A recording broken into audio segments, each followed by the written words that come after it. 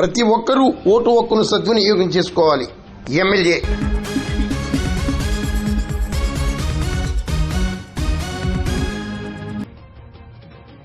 MLC ఎన్నికల్లో రోడా chairman బొడ్డు వెంకటరమణ చౌదరి పెదపూడి మండలం Pedapudi high school నందు, అనపర్తి ఎమ్మెల్యే నల్లమిల్లి రామకృష్ణారెడ్డి అనపర్తి తహసీల్దార్ కార్యాలయంలోనూ ఎమ్మెల్సీ ఓటు హక్కును వినియోగించుకున్నారు. పోలింగ్ ప్రక్రియ ప్రారంభించడం ఉదయం 8 గంటలకు వచ్చి పోలింగ్ మొదలైంది. ముఖ్యంగా పట్టభద్రులు ఎవరైతే ఉన్నారో గత ఎన్నికల్లో కూటమికి అపూర్వమైన ఆదరణ ఇవ్వడం జరిగింది.